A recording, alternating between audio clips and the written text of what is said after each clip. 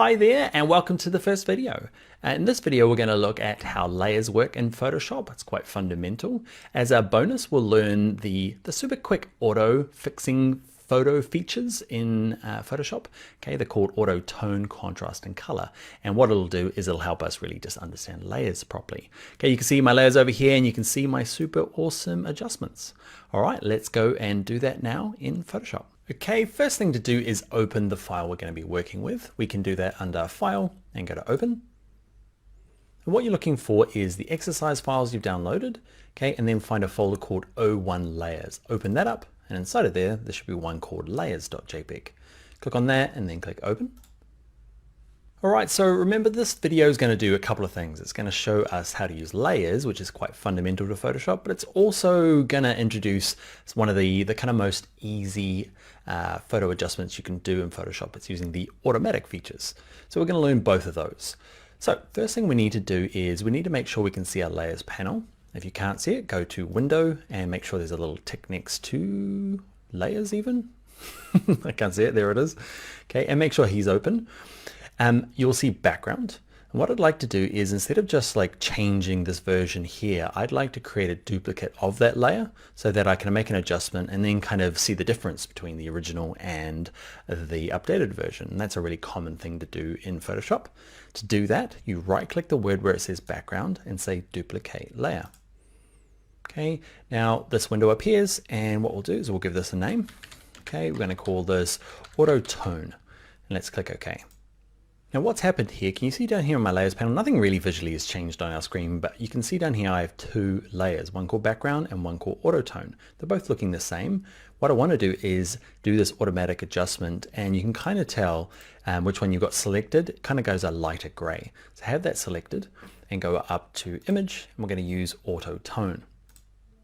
Cool, huh? Okay, so it's one of the really quick, easy things you can do. Open up an image, and if like our original there, if the lights and the shadows and the midtones aren't all quite nice, okay, this automatic feature will go and adjust them. Okay, so that's auto tone. So what we really came here though is to learn about layers. And you can see at the top here, it's a little hard because it's kind of small, but you can see auto tone, you can kind of see the icon or the thumbnail here has changed to this newer version, but you can also see the background has that faded out version. And what we can do, imagine when you're looking at layers, you see the top one first. You imagine you're a bird flying above and you see this one first and it's blocking out the guy underneath. To turn this top one off and make it invisible, to see the background, see there's this little eye icon here, just click on him. Okay, and now that one's completely, it can't be seen, completely transparent, and you can see the background underneath. It's just a good way to turn this eye on and off to see whether you've made a good adjustment or a bad adjustment. Okay, you can go back to that original. You haven't wrecked the original either. You can always go back to it if you like.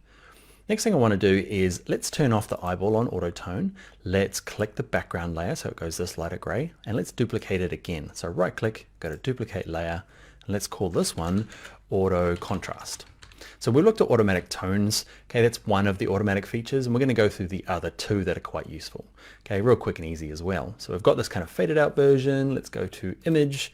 You can see we've done tone. Let's do auto contrast.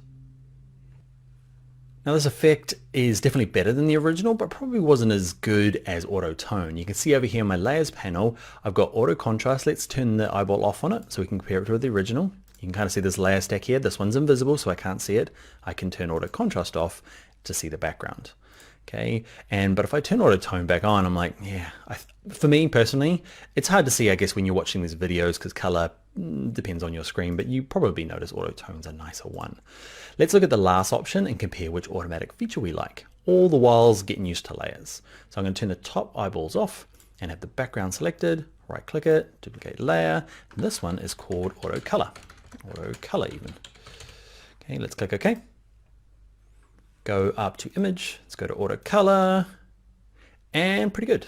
Looks pretty close to auto tone. So if I turn auto tone on and off, depending on what resolution you're watching this video in, you might not see very much of a difference.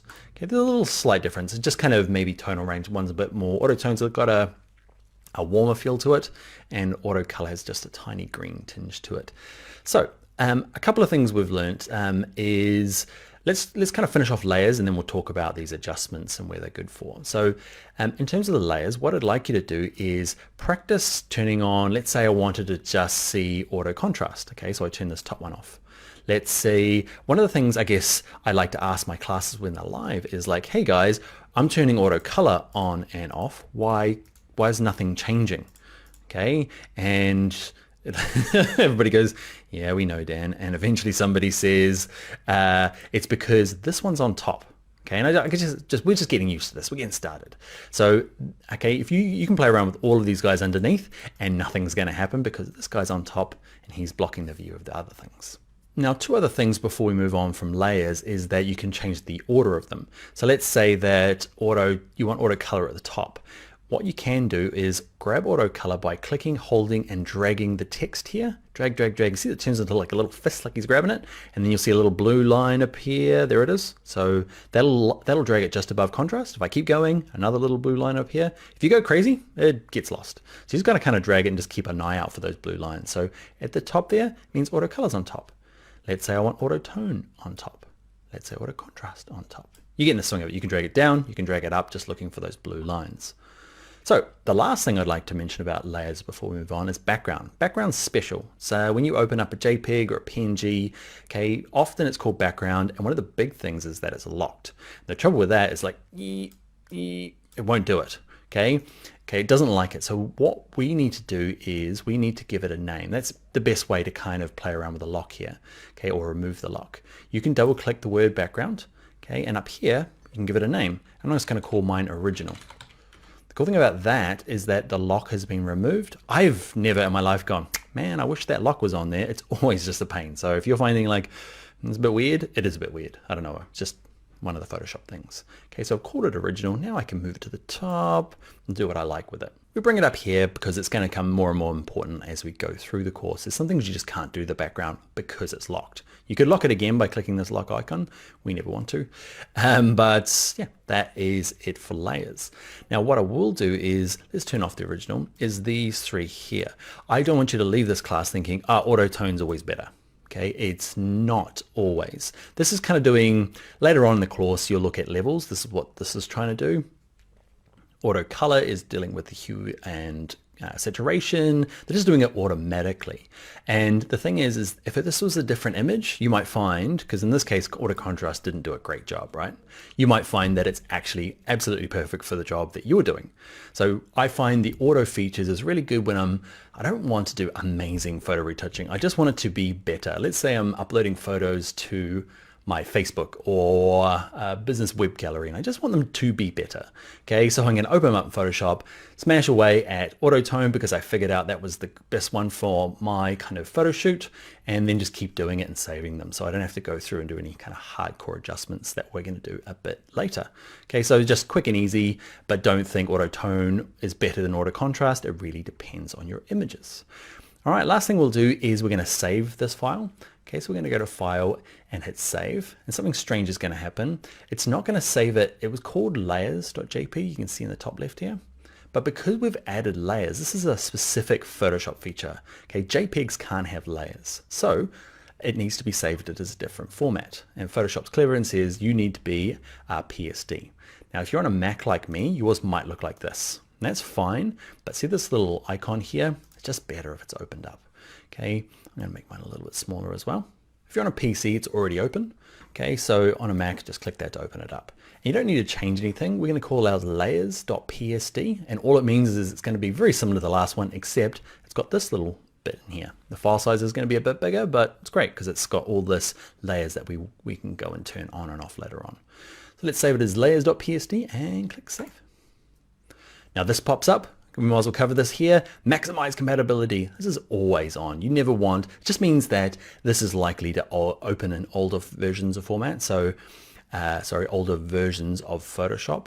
So if you're sending this to somebody who has CS6 or CS5, it's more than likely going to open. The file size gets a tiny bit bigger, but it's not worth turning that off to save the file size because, yeah, it just means somebody might not be able to open it up. You can click Don't Show Again. I can't because I am a trainer and I need to show this to everybody that's new. It's a pain in the bum. Okay, but let's let's just click OK and ignore that. I'm not going to mention it again for the course. All right, let's go to File, Close, and move on to our next video.